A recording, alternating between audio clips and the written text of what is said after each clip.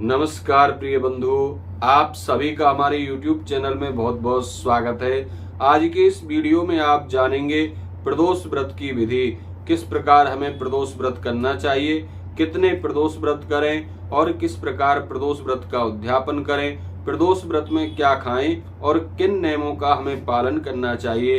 इन सभी बातों को आप इस वीडियो में जानेंगे। चैनल पर नए हैं, चैनल को सब्सक्राइब कर लें, वीडियो को लाइक करके कमेंट में ओम नमः शिवाय जरूर लिख दें। बंधुओं, प्रदोष व्रत भगवान शिव को समर्पित है और भगवान महादेव के भक्त जो भगवान शिव को प्रसन्न करना चाहते हैं या जिनकी मन की कोई अभीष्ट कामना है उनकी पूर्ति के लिए जो श्रद्धालु भगवान शिव का प्रदोष व्रत प्रारंभ करना चाहते हैं उनकी जानकारी के लिए सबसे उपयुक्त है यह वीडियो। इसमें आपको बहुत ही सरल और सूक्ष्म रूप में प्रदोष व्रत की विधि बताई जाएगी। सबसे पहले आप यदि प्रदोष व्रत प्रारंभ करना चाहते हैं तो किसी भी महीने के शुक्ल पक्ष के प्रदोष व्रत से अथवा कृष्ण पक्ष के प्रदोष व्रत से प्रदोष व्रत प्रारंभ कर सकते हैं। प्रदोष व्रत में शुक्ल पक्ष और कृष्ण पक्ष का विचार करने की आवश्यकता नहीं है, क्योंकि कृष्ण पक्ष में भगवान महादेव की पूजा का विशेष महात्म्य होता है। मासिक शिवरात्रि व्रत भी कृष्ण पक्ष में ही पड़ता है। दूसरी बात है, जब आप प्रदोष व्रत प्रारंभ करें तो गुरु शुक्र अस्त का ध्यान रखें कि गुरु शुक्र अस्त ना हो, तारा डूबा हुआ ना हो। प्रदोष व्रत जो है गुरु शुक्र अस्त के समय हमें नहीं उठाना चाहिए और पौष मास में भी प्रदोष व्रत नहीं उठाना चाहिए। अगर प्रदोष व्रत उठाने के लिए सबसे उपयुक्त और शुभ महीना जो है वह है श्रावण मास। यदि आप श्रावण मास में प्रदोष व्रत प्रारंभ करें तो भगवान महादेव की कृपा बहुत जल्द ही प्राप्त हो जाती है।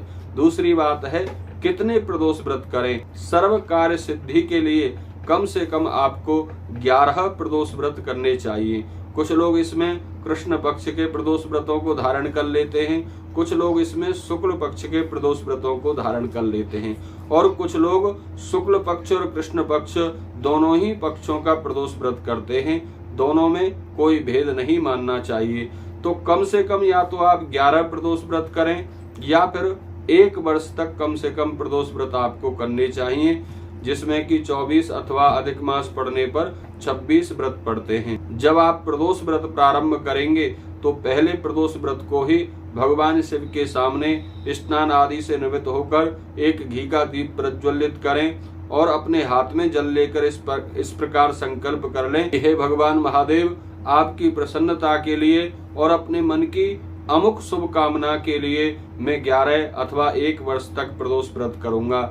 इस प्रकार संकल्प हमें बोल देना चाहिए। प्रदोष व्रत हमको फलाहार ग्रहण करके करना चाहिए, यानी फलाहार में आप फल, जूस, दूध से बने हुए मिष्टान, ड्राई फ्रूट्स आदि का सेवन कर सकते हैं। इस प्रकार प्रदोष व्रत करना बेहद उत्तम माना जाता है।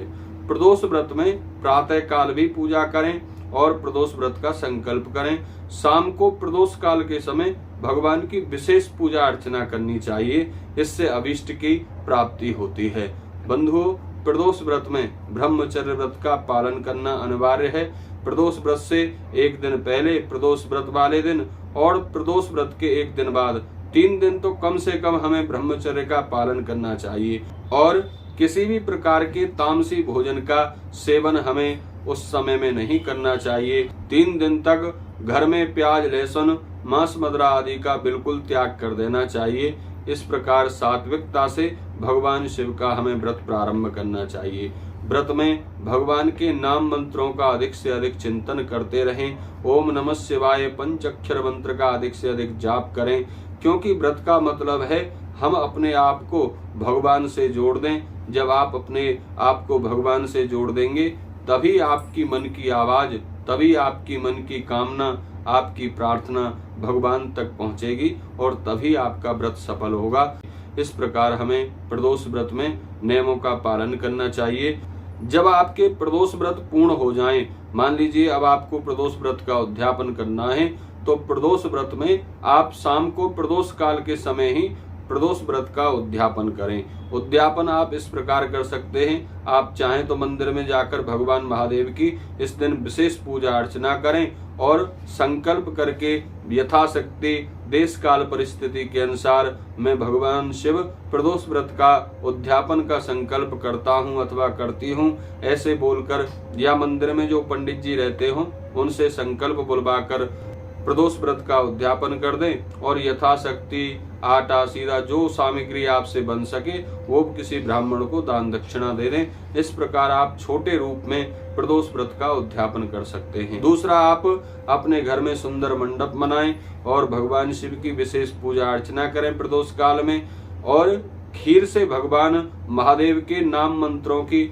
108 आहुति लगवाएं। आप खुद इस प्रकार हवन करके, जैसे कि ओम नमः शिवाय स्वाहा, इस प्रकार बोलकर नाम मंत्रों से खीर की 108 आहुति लगाएं। इस प्रकार प्रदोष व्रत का उद्यापन करें, संकल्प करें, यथाशक्ति ब्राह्मणों को दान दक्षिणा दे दें जो आपसे बन सके। अपने घर के किसी बड़े बुजुर्ग का सम्मान करें, उनको भी दक्षिणा दें। इस प्रकार प्रदोष व्रत का उद्यापन आप कर सकते हैं। या फिर किसी ब्राह्मण को बुलाकर शाम को प्रदोष काल में भगवान शिव की विशेष पूजा अर्चना, होम इत्यादि के द्वारा विशेष विधि विधान से भी प्रदोष व्रत का उद्यापन कर सकते हैं। यह आपकी श्रद्धा और सामर्थ्य के ऊपर निर्भर करता है। यदि आपकी सामर्थ्य नहीं है तो आप मंदिर में जाकर भगवान शिव की यथाशक्ति जो आपसे बन सके पूजा अर्चना करें और प्रदोष व्रत उद्यापन का संकल्प वहां किसी पंडित जी से करा दें या आप खुद कर लें, और जो भी आटा सीधा आपसे बनता हो वह किसी ब्राह्मण को दान में दे दें। नमस्कार, प्रणाम, ओम नमः शिवाय।